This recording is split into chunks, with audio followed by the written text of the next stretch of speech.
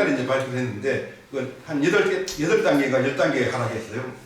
윤석열 정부 반년 집권하고 24등인가 했는데, 10점 만점에 8점이 되면 8점까지가 완전한 민주주의 국가고, 이 완전한 민주주의 국가가 세계에서 24개 정도밖에 없어요. 우리나라가 제일 마지막에 스탑거리 했었는데, 아마 내년 2월달에 발표하면 이 불완전 민주주의 국가로 떨어질 것 같아요, 충분히. 아무튼 우리나라의 민주주의가 굉장히 허약하다는 생각을 많이 하고 있어요. 저희가 뭐 화려한 민주주의 운동의 역사는 가지고 있지만 굉장히 부실한데, 그 원인이 어디 있을까? 뭐 제가 여러분들이 말했던 것처럼 이 직접 민주 요소에 이제 부재에 있다고 봐요. 저희가 뭐 4.19라든지 87년이라든지 뭐 촛불혁명이라든지 여러 가지 성공의 경험이지만 이걸 제도화까지 밀고 나지 못한 게, 옛날에 우리나라 축구가 계속 문전 앞에서 허약했잖아요. 맨날 문전 앞에서 아주 중요한 순간에 똥불을 차버리고 있었는데, 민주주의 역사에 있어도 좀 그런 측면이 있지 않나 싶어요. 굉장히 화려한 성취의 역사가 있음에도 불구하고 실제로 이 제도와의 문전 앞에서는 똥불을 차버리고 기존의 권력한테 권한을 다 줘버린 거죠. 그것 때문에 조그마한 위기에도 우리나라 민주주의가 굉장히 휘청휘청하는 거고, 지금 오늘 그런 것 때문에 오늘 지금 이 사태가 있다고 봐요. 결국 뭐 지금 대의제 한계를 다들 알고 계시기 때문에 여기에 그 직접적 요소를 어떻게 집어넣을 건지, 이게 제일 관건인데 쉽지 않은 과제죠. 어쨌든 강력한 사회 투쟁이 있어야만 그 대의제 하에서 직접 민주주의 요소가 들어갈 텐데, 뭐 전면적인 어떤 아주 혁명적인 상황이 아니면 참 들어가기 쉽지는 않을 것 같아요. 이걸 또 우리가 이제 계기를 만들어야 할 것 같은데, 이게 없으면 우리나라 민주주의가 강화되기는 힘들다고 봐요. 대만 사례를 좀 유심하게 볼 필요가 있는데, 대만이 2018년도, 19년도까지만 하더라도 불과 3, 4년밖에 안 됐어요. 30위 중반권이었어요. 그때 18년도에 이제 어쨌든 민주당이 집권을 해가지고 국민투표제를 만듭니다. 굉장히 국민투표제의 문턱을 낮춰가지고, 그 이전까지는 국민투표 발의를 하려고 하면 이 유권자 5% 이상이어야 되는데, 그때 이제 민주당 정부가 1.5%까지 낮춰요. 낮추면서부터 2018년도에만 국민투표를 10건 정도 진행을 하거든요. 그러면서 2020년도에 대만 민주주의 지수가 세계 8위까지 올라갔어요. 지금 10위 안팎이거든요. 그러니까 이 제도 하나만 만들면 민주주의 지수가 뭐 중후반에 뭐 30대 중반에서 금방 10위권 안팎으로 갈 수가 있는데, 우리나라도 지금 제대로 된 뭐 국민발언법이라든지 국민투표뿐만 그게 연관되어 있는 문제, 국민들이 발언해가지고 국민투표까지 하게 되니까 이제 대만은 하나의 법으로 되어 있는데, 이것만 하나로 제대로 관철을 시켜도 우리나라 민주주의는 제대로 정착을 시킬 수 있다고 봅니다. 이걸 이제 어떻게 하느냐, 그게 관건일 테고요. 그런 걸 위해서 좀 아이디어를 많이 내야 될 것 같고요. 어쨌든 뭐 이 직접 민주주의가 없는 그 대의 민주주의 차이에서는 굉장히 부실한 게, 어쨌든 직접 민주 요소가 대의 민주주의 하는 사람들이 나태하게 할 때는 어쨌든 국민 발언을 통해서 계속 이 액셀레이터 촉진을 하는 역할을 하는 거고, 또 국민 투표를 위해서 만약에 무리한 정치 활동을 할 때는 제어를 하는 힘들을 가지고 있는 거잖아요. 이런 그 촉진과 액셀레이터 기능과 브레이크 기능이 없으니까 이렇게 뭐 막무가내로 해도 이제 제어할 수 있는 방법이 없는 거죠. 이걸 어쨌든 이 제도화를 시키지 않으면 우리나라 민주주의가 참 쉽지 않겠구나 하는 생각이 드는 거고, 이걸 어떻게 할 거냐가 제일 이제 관건이 오늘 이제 토론 주제일 텐데, 뭐 저희가 이제 전면적인 사회 투쟁을 되기도 했지만 또 그런 분위기를 조성도 해야 되겠지만, 저는 시민의회를 좀 생각해 봐야 될 것 같다는 생각이 들어요. 저희가 올해 상반기 때 뭐 정당법, 선거법, 헌법 개정 관련 토론해가지고 한 3번 정도 이 자리에서 국회에서 토론했는데, 대체적으로 모아지는 결론이 시민의회 쪽이었어요. 시민의회가 2가지 방안이 있어요. 그냥 아이슬란드 같은 경우는 그때 2008년도 국가적 위기가 있었거든요. 거기도 이제 대의제 기능 문제가 많기 때문에 그 아일랜드하고 국민들이 그런 직접 민주주의 요소를 강화해가지고 시민의회를 제도적으로 만들어가지고 아일랜드에서 100인의 이제 시민의원들을 해서 이런 선거법이라든지 정당법이라든지 이런 것들은 정치인들이 이해관계자이기 때문에 제대로 만들 수가 없잖아요. 이런 것들은 그런 시민의회에서 이제 입법안을 만들고 거기서 진행하면 통과하도록 하는 역할들을 해요. 뭐 아직까지 계속 진행 중이긴 한데, 지금 우리나라가 계속 정치가 이제 우리 사회 발목을 쥐고 있기 때문에 이런 선거법이라든지 이 정당법, 헌법 같은 문제는 국회의원들이 맡겨두고서는 될 진도가 안 나올 것 같아요. 그래서 시민의회를 만드는 방식인데 이건 뭐 제도적 방식으로 나가면 좋겠지만 현재는 쉽지 않기 때문에 좀 비제도적 방식으로 우리가 시민의회를 좀 생각을 해볼 수 있겠다는 생각이 들어요. 지금 뭐 만약에 좀 에너지가 많이 드는 일이긴 하지만 이런 온라인 플랫폼 중심으로 해서 저희가 국회와 대칭되는 이런 시민회를 구성을 하면 국회가 얼마나 비상식적인지 비시민적인지 그런 걸 좀 제어할 수 있는 그런 약간의 제도화의 길을 갈 수 있는 그 중간 역할을 좀 해볼 수 있겠다는 생각이 들어요. 그리고 두 번째가 어쨌든 이 직접민주주의는 시민들의 어떤 정치적 훈련 없이는 굉장히 좀 위험해질 수 있기 때문에 저는 이런 지역당이라든지 지역당 이런 지역을 통해서 좀 직접 민주주의 훈련을 해 나가는 게 중요할 것 같아요. 저도 이제 양홍건 선생님과 같이 이제 지역당 운동을 좀 오래 좀 진행을 했는데 지역당을 통해서 이런 자기 이제 살고 있는 읍면동이라든지 시공구에서 이런 직접 민주주의 훈련을 해 나가는 게 필요할 것 같아요. 그래서 이게 축적이 되고 그러면 뭐 자연스럽게 이 사회 에너지화가 될 수 있기 때문에 이걸 우리가 직접 할 수 있는 그런 활동으로 지역에서 지역당 운동을 좀 체계적으로 좀 제대로 한번 해보자 그런 제안을 드립니다. 그리고 뭐 두 가지가 좀 핵심적인 거고 이런 것들을 좀 아이디어를 검토해가지고 가능할 수 있으면 우리가 좀 구체화시켜서 함께 논의를 해 나갔으면 좋겠다는 생각입니다. 이상입니다. 직접민주를 안 하는 거가 직접민주 제도가 없기 때문이다. 그렇게 말씀하셨어요.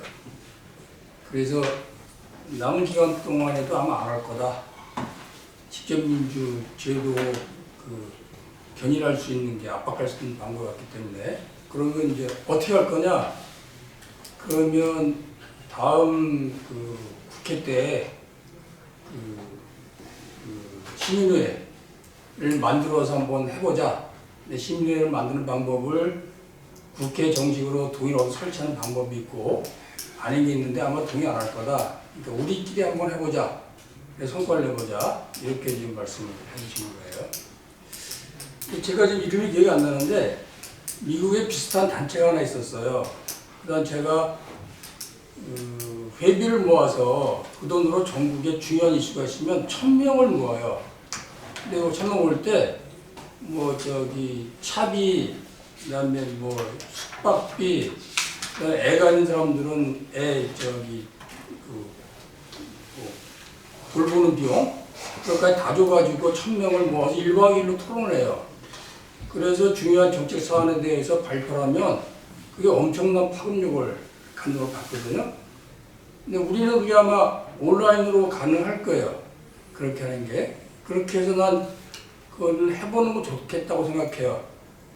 근데 이제 문제는 거기까지 가는 과정이 이제 잘 돼야 되는 거고, 그거를 입법하려고 그러면 역시 또 이제 개헌사항으로 또 걸리는 게 생기는 거예요. 그래서 그 두 분 말씀을 좀 들어보면 제가 느끼는 그 결론은 어떻게 좁혀지냐면 지금 민주당이 직접민주제 공약을 안 지킨다. 그러면 이제 남은 기간 동안이라도 안 지키는 거를 이슈화 시키는 게 필요할 것 같아요. 안 지킨다. 그럼 다음에 총선이니까 총선 때까지 입법 안 하면 총선 때 두고 보자. 하는 게 한 가지가 있고, 또 한 가지는 뭐 안 할 것 같으니까 아예 우리가 새로 정치에 진입하는 사람들은 총선 때 이걸 공약으로 내세우겠다. 우리를 찍어주면 우리가 국회 들어가서 이걸 성사시키겠다.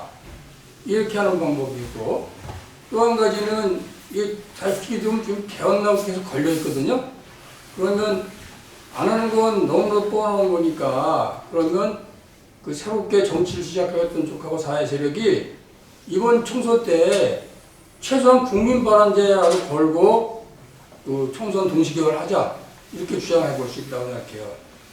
근데 그 국민 발언제 그 총선 동시개혁은 지난번 때 한번 해봤어요.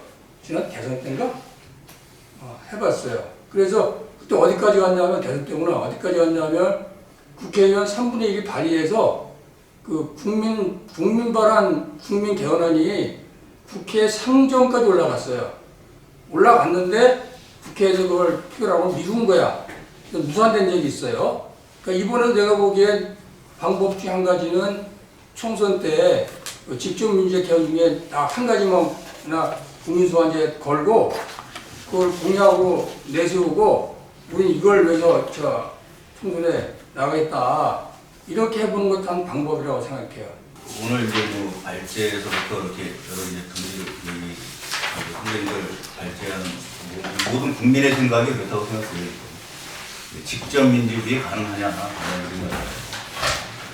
근데 그게 지금 민주당뿐만 아니라 지금 그 언론서부터 학계, 특히 학계에서도 그 직접 민주주의가 과연 가능한 이런 식으로 아주 지배 언론이 지배 이 담론이 형성돼 있어요. 그러니까 국민들은 오죽하겠습니까? 그래서 저는 고민을 사실 그 몇 년 동안 저도 이제 지금 책을 쓰고 있으면서 요거 관련돼서 책을 쓰고 있으면서 고민을 많이 했는데 방법은 민주주의라는 것서부터 우리가 공부하고 들어간 것밖에 없다 이렇게 생각을 좀 했습니다. 그러니까 지금 우리 간접 민주주의, 직접 민주주의라는 것은 기득권 정당이라든지 기득권 학계에서 만들어 놓은 그 이데올로기입니다. 그러니까 원래 미국에서 이 대의제를 만들 때는 대의제에 민주주의라는 용어를 쓰지 않았어요. 메디슨이라는 사람은 대의제 민주정을 위험하다. 그러니까 데모크라시가 그 원래는 민주정인데 일본 사람들이 민주주의라고 표현한 거예요. 데모크라시는 민주정입니다. 민주정. 참주정, 귀족정, 민주정이 있다. 예? 근데 참주정은 한 사람이 권력을 갖는 게 참주정이라고 왕이라든지 뭐 대통령 이건 참주정이라고 그런다면 귀족정은 소수의 엘리트들이 보통 귀족들이 그러잖아요. 이걸 이제 귀족정이라고 그러는데 이 플라톤 아리스토텔레스도 수천 년 동안 내려온 이 정설입니다. 그 다음에 민주정은 뭐냐? 그거는 국민들이, 인민들이 권력을 잡고 행사하고 스스로 하는 게 이제 민주정입니다. 이런 이제 정치 학계인데, 근데 그렇게 보면은 대의제는 민주주의가 아니다서 또 저는 시작해야지 이 문제가 풀린다고 생각해요.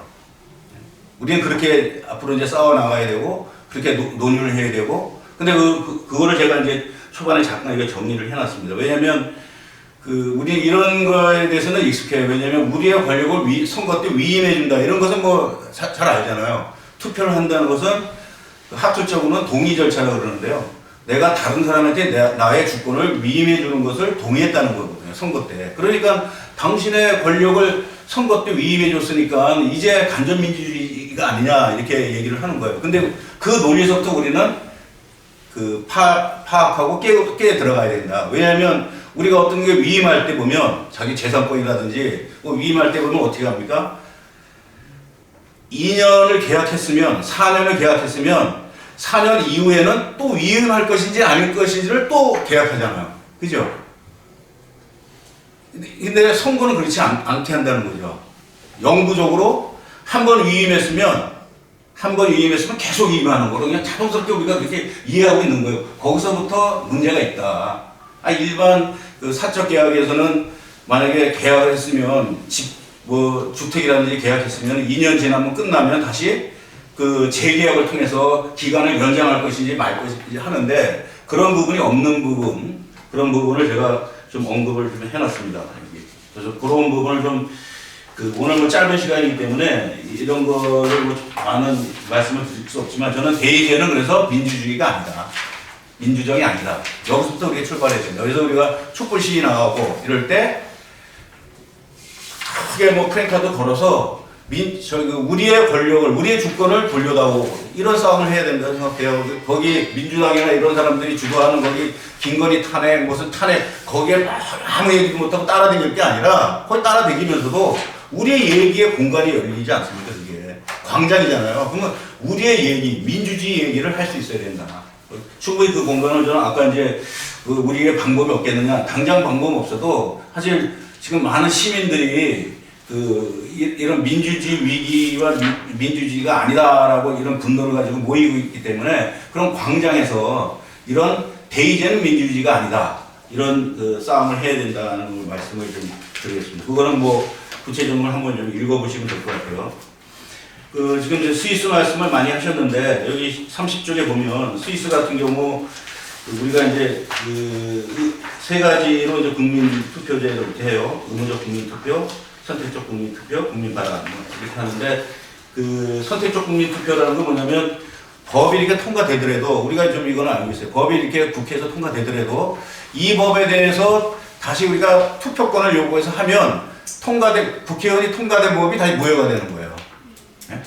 그런 게 이제 있는 거죠. 그게 이제 선택적 국민투표라고 그러고 또 오늘 이제 노세국 대표님이 말씀하신 국민 반환의 이제 유사 형태도 시민 반환 형태에 있다는 것을 말씀드리겠습니다. 뭐 참고하시면 될 것 같고요, 우리도. 그리고 이제 스위스 말씀도 이제 하셨는데 이게 이제 스위스 같은 경우는 지금 국민투표 세 가지 방식 외에도 가장 중요한 게 지금 란치게 마인드입니다. 지금 우리나라의 주민자치와 비슷한 거예요. 그래서 한 2,300개 꼬미운에서 5배 4 정도는 의회 자체가 없어요. 우리는 보면 시의회, 기초의회, 뭐 이건 자동적으로 시장, 구청장, 뭐 자연스럽게 받아들이는데 여기 꼬밀 같은 경우는 그런 게 없이 주민이 모여서 법률도 만들고 조세도 통과시키고 자기들의 정책도 만들고 이런 자치적인 입법기관이 있다. 우리나라도 이제 아시겠지만 뭐 주민자치회로 유사하게 이제 이렇게 막 하려고 그러는데 이게 거의 이제 그거는 이제 그거하고 비교가 안 될 정도로 형식적으로 하고 있는데 우리가 앞으로 이제 주민자치 운동을 발전시켜야 되지 않겠습니까? 이 주민자치를 실질적으로 주민들의 입법기관으로 만들기 위해서 란치게 마인드가 어떤 고난과 이거 있는 거는 우리가 좀 보면 많은 참고가 될 것 같다고 생각하고요. 특히 이제 오늘 같은 경우는 노세국 발제에서 시민 발의를 얘기했는데 요거에 비슷한 게 EU는 지금 이렇게 하고 있어요. 시민 발의. 그러니까 뭐 일정 서명을 가지고 발의를 했을 때 원래 법률적 통과를 국민 투표를 해서 결정하는 게 아니라 의회에 위임하는 거잖아요. 그죠? 시민 발의제가. 그죠? 근데 사실 이거는 원래 국민 발의제는 않지만 지금 뭐 아시다시피 이때까지 말씀하셨지만은 워낙 뭐 국회의원들이 국민에게 권력을 주는 거에서 거부감을 갖고 완전히 이겼기 때문에 최소한도로 우리가 서명을 통해서 이런 정책이나 입법안을 발의하면 당신들이 뭐 통과시키든 안 시키든 당신들이 권한이지만 그래도 국민들이 이렇게 생각하고 있다는 건 받아줘라 이런 거 아니에요. 우리가 하는 건. 최소 그 정도만 좀 해달라는 거예요. 지금 우리가. 그러니까 이거는 우회적인 전술이에요. 이거는. 지금 원래 국민 발언은 안 하려고 그럴 겁니다. 얘네들이. 근데 국민 서명이 50만 100만 명 했는데 이런 정책이 있으니까 니네들이 국회에서 법률을 좀 통과시켜줘. 이 정도는 할 수 있는 거 아니에요. 그죠?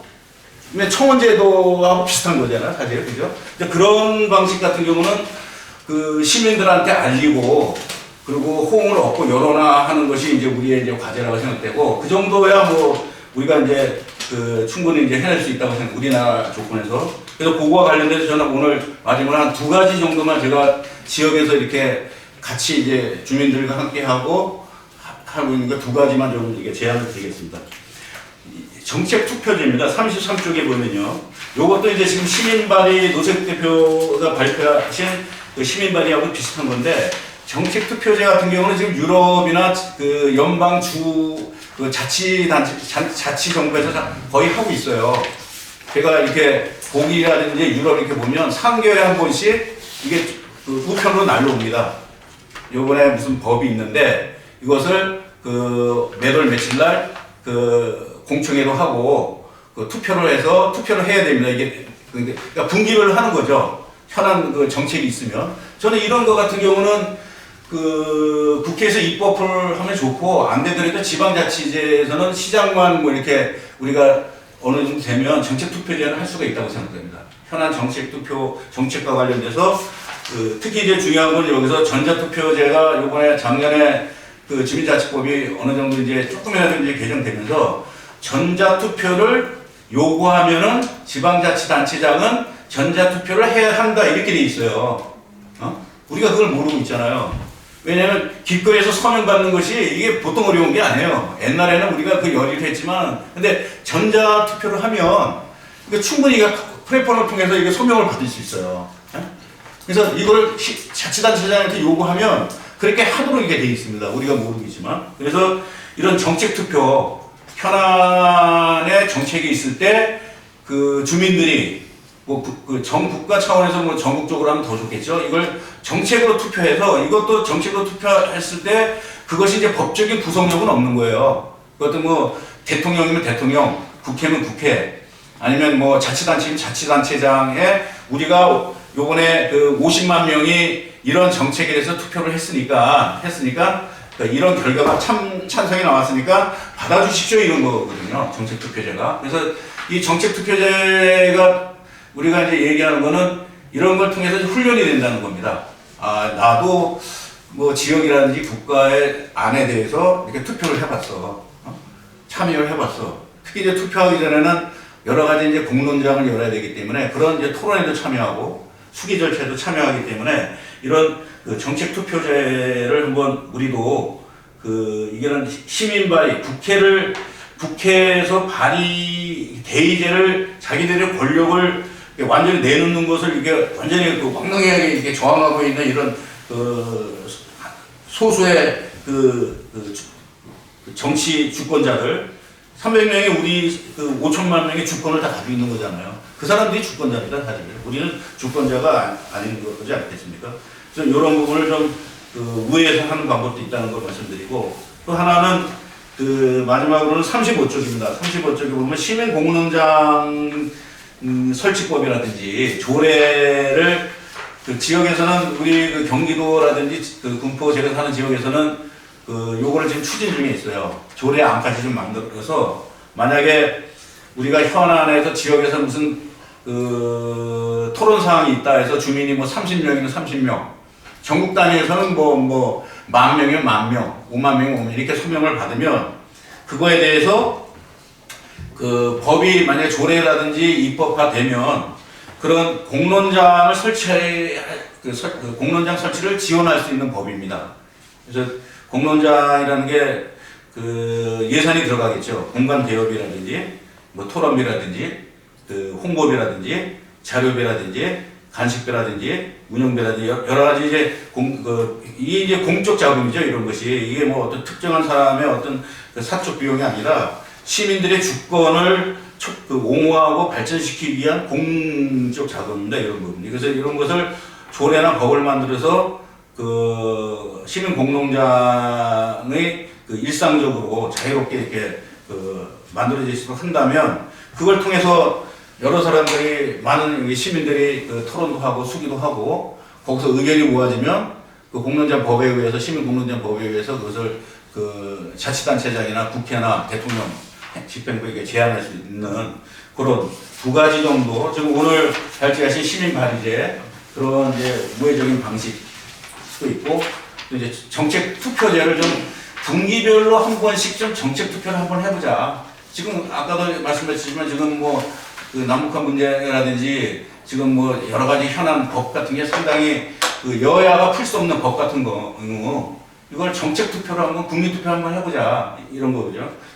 정책 투표를 이제 이것도 이제 전자 투표식으로 전자 서명식으로 뭐 우리가 접근했으면 좋겠다는 거고 또 하나는 자유롭게 언제든지 만나서 모여서 토론하고 그 토론한 결과를 정책에 반영하도록 하는 것을 제도적으로 아까 여기 이제 우리 선생님이 제도화시키는 거, 그죠?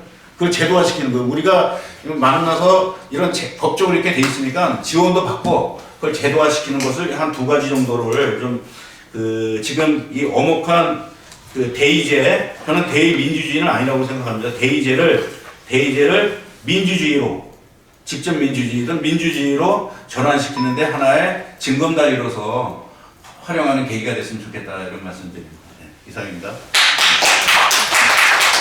민주주의에 왜 안 하는가?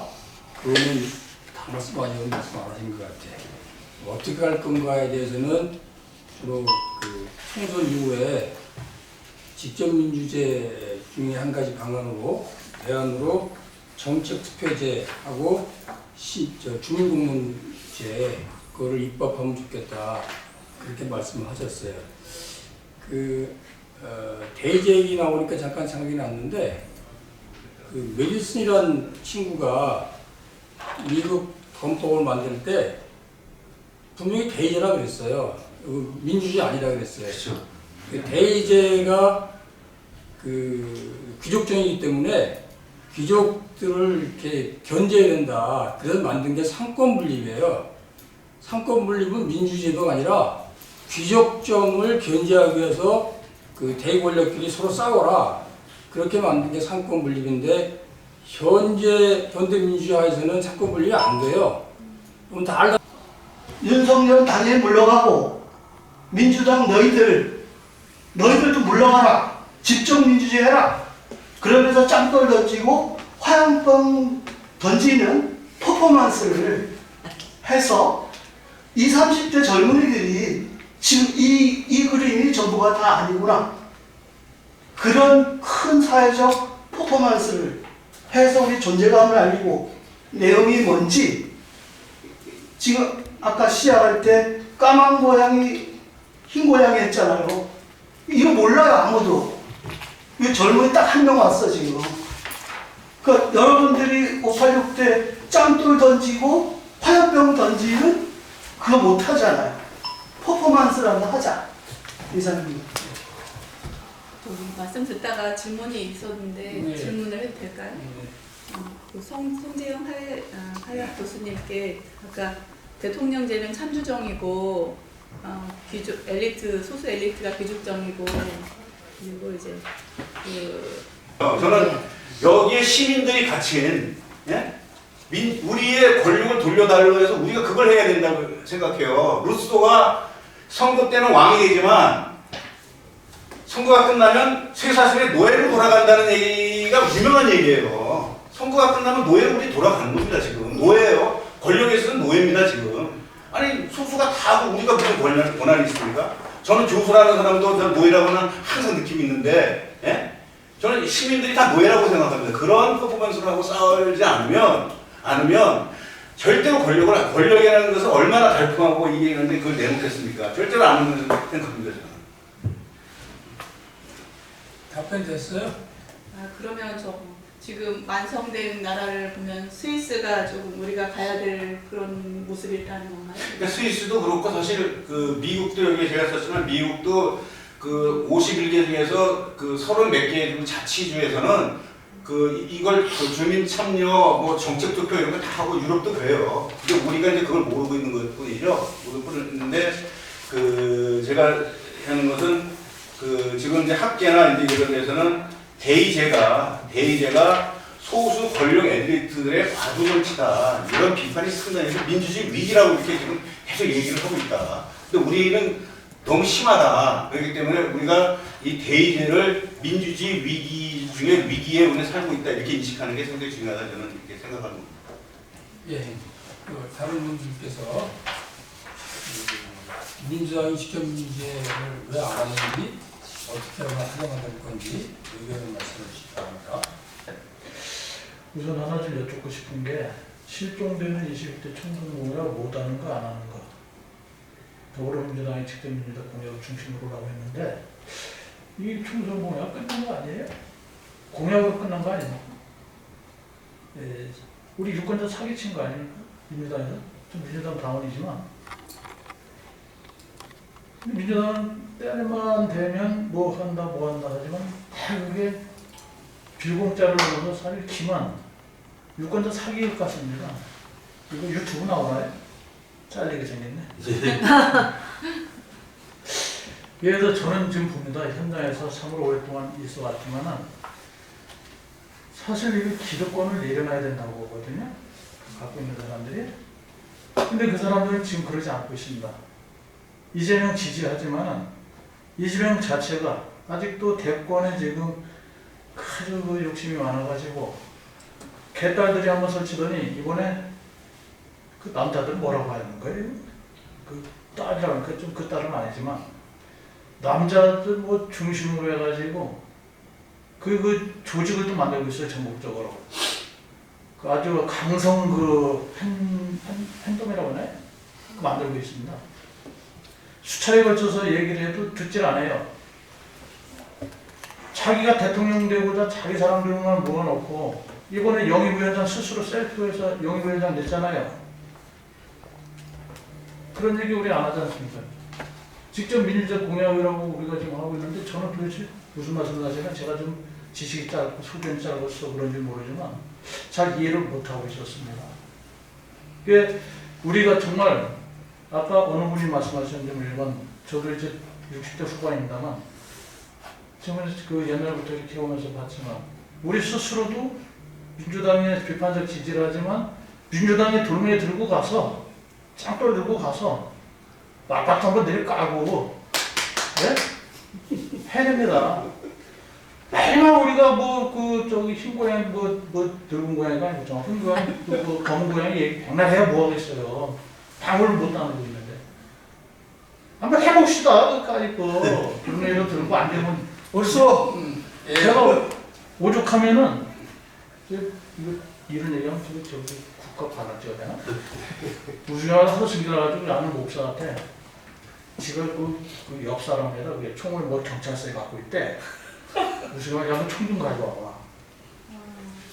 도심을 해주고 다니는 어디 뭐 서울 어디 멧돼지가 하나 설치고 있다는데 그 유해 조소 아니냐? 지금 그 잡는 시기 아니냐? 그거 좀 잡으러 가자. 그랬더니 큰일 난대요. 지갑을 갖고 있어야지 너한테 주면 안 된다고 해서 아직도 안 주더라고요. 이게 실질적으로 우리가 작은 거라도 행동을 하자는 겁니다. 그래서 제가 존경하는 양호관 위원장하고 직접 민주지역당 연합을 하고 있지만 민주철 부산이라든지 이제 정말 저는 이제 장애 6급입니다.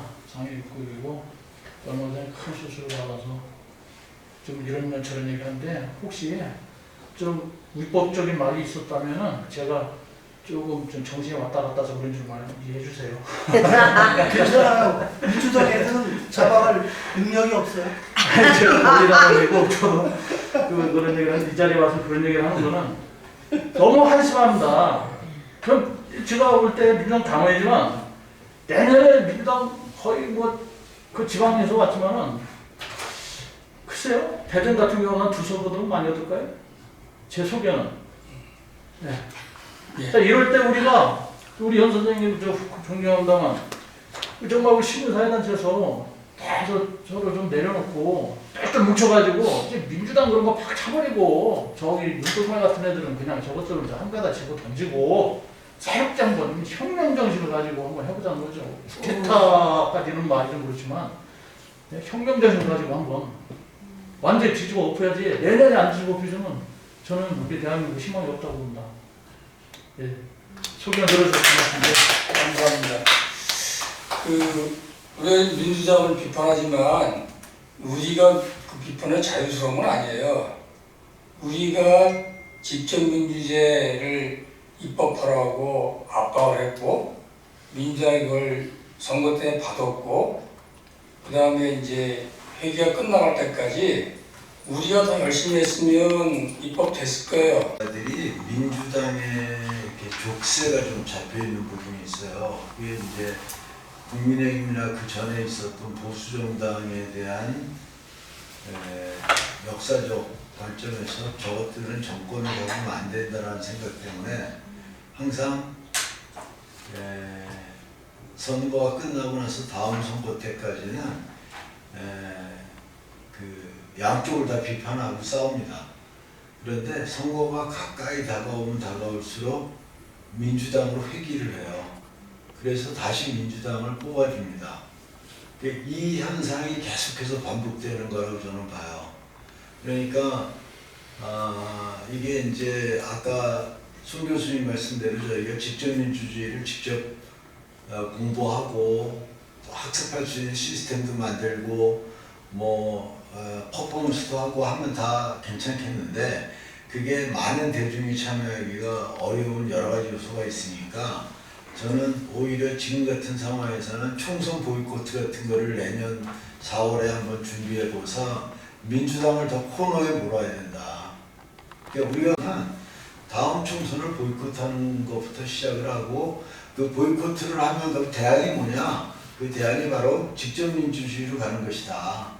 이제 이런 얘기들을 좀 더 많이 알리면 다음번에는 당장 목표 달성을 못하더라도 그 다음 앞으로 4년, 그러니까 8년 뒤가 되면, 그러니까 4년 뒤가 되면 제가 볼 때 그 스페인의 포데모스나 이태리의 오송운동가 그런 것처럼 직접 민주주의를 원하는 사람들이 일정 정도 의회 진출이 가능하지 않겠냐. 그러면 그때 가서 헌법 개정도 더 연장을 할 수 있고, 그러니까 저는 우리가 너무 조급하게 민주주의에 대해서 당장 우리 세대의 뭔가를 이루려고 하는 것들에 대해서 조급해하고 있고 그 조급함이 이합집산을 가져온다고 저는 생각하거든요. 우리나라 시민사회단체 굉장히 많습니다. 근데 이게 한 목소리가 잘 안 나오거든요.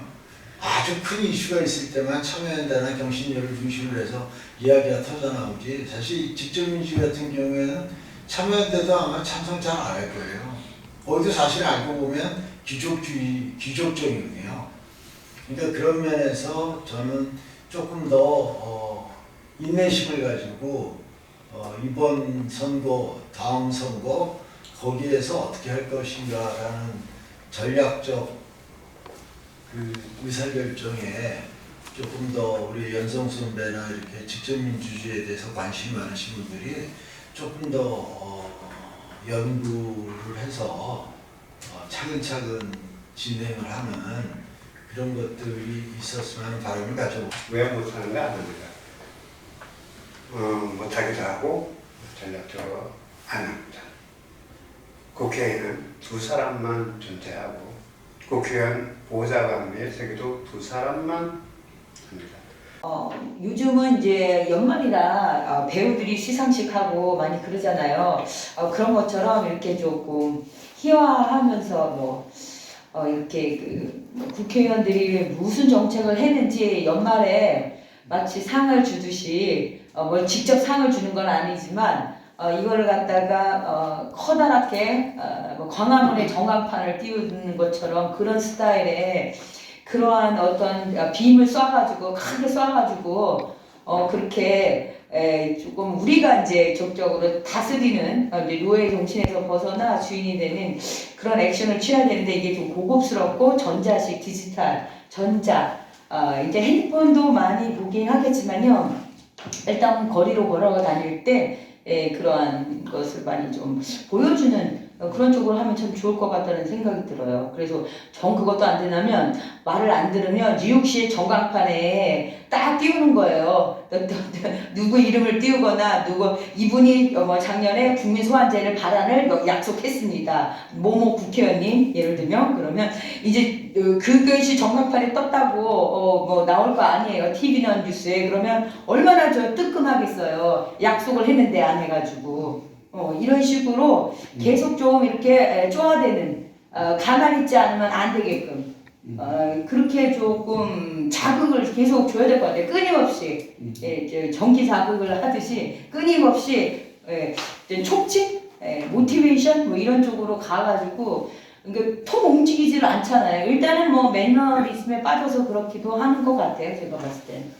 그래서 자기가 여기 이제 한 자리 차지하면 왜 우리가 해야 하느냐, 왜 우리가 우리 일은 있겠죠. 일단 화장실 갔다 나오면 있듯이 우리가 자기네들의 대의로 이렇게 레프리젠테티브 시스템으로 뽑혔다는 사실을 까맣게 잊어버리고 그냥 그 사실에 의해서 대의제에 의해서 우리를 잊어버리는 어떤 그런 태도는 결코 이제 용납이 안 되죠. 우리가 결국 만약에 아버지라면 우리가 자식이다 우리 책임져라 악착같이 따라다니면서 끝까지 부모로서 역할을 다하는 그런 쪽으로 가야 되지 않나라는 생각이 듭니다. 감사합니다.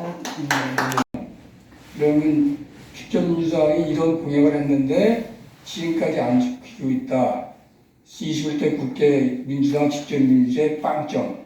그리고 여기 발의한 국회의원 누구다 이렇게 해서 쇼트보 한 1분짜리 만들면 충분히 가능하겠네요. 좋은 생각입니다. 자, 우리 공복순 어머니.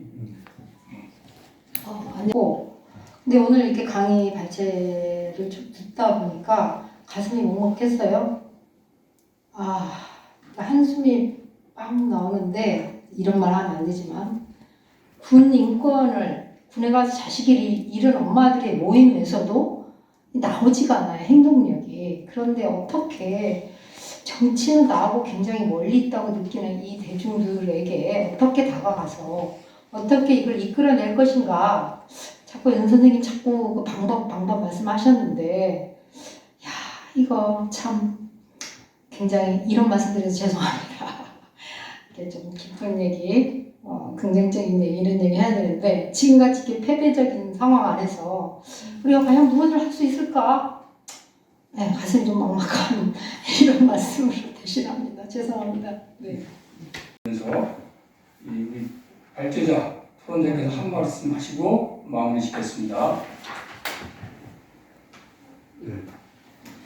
예, 지금 시간이 많이 됐으니까 간단하게 좀 말씀드리게 저기 뒤에 참고 자료, 보도 자료 있잖아요. 34쪽, 39쪽 좀 읽어보세요. 민주당이 내건 공개적인 자료입니다. 그런데 이거 하나도 안 지키고 있다는 거 아까 말씀드렸습니다.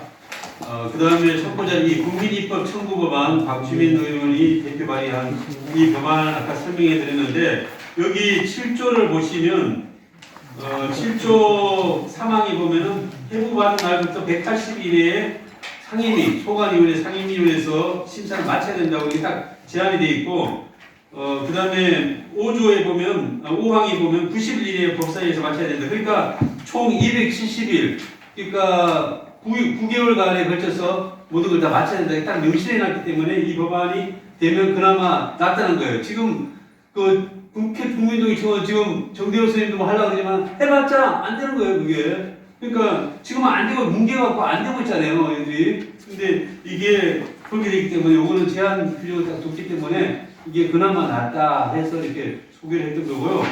그 다음에 44조 요거는 아까 말씀드린 각당 1호 법안을 하라는 거고 그리고 46쪽에 보면은 총선 앞두고 질의를 한 게 있습니다. 국회의원들 후보자들 쫙 했는데 지금 여기에 대해서 하겠다고 한 사람들이 뭐 김남국, 윤석규, 박봉건, 전인철, 박성도, 신상경 뭐 이렇게 정당은 다 하겠다는데 사실상 안 했습니다. 거기 보면은 이게 360을 국회 상시 이런 데 앞장선다. 뭐 또 세비 또 노동자 최저임금 5배 넘지 않도록 한다. 면책특권 없앤다. 부정부패 만약 하게 되면 징벌적 처벌법에서 가중처벌을 받겠다. 지역주민 10분의 1이 서명 발의하는 법안은 국회의원이 책임지고 대표 발의하겠다. 정치 시민들이 지금 용이하기 위해서 3선 이상 하지 않겠다. 연동형 비례표제를 하면서 지역과 비례해서 50대 50 하겠다. 이런 게 있는데 이렇게만 되면 엄청 우리 국회가 달라질 거죠. 근데 이런 걸 하는 사람들 이렇게 하겠다고 해놓고도 좀 안 하고 또 여기에 관심 있는 사람들이 대부분이다. 현재 국회가 우리 수준이 그렇다는 겁니다. 그리고 앞으로 오늘 이게 토론에 나온 내용을 가지고 민주당 지도부에 한번 질의를 한번 하고 그 질의를 받고 기자회견하고 아까 말씀드린 대로 이제 퍼포먼스도 하고 동영상 이런 거 만들어 가지고 해서 계속적으로 압박하는 그런 쪽으로 갔으면 좋겠습니다. 이상입니다.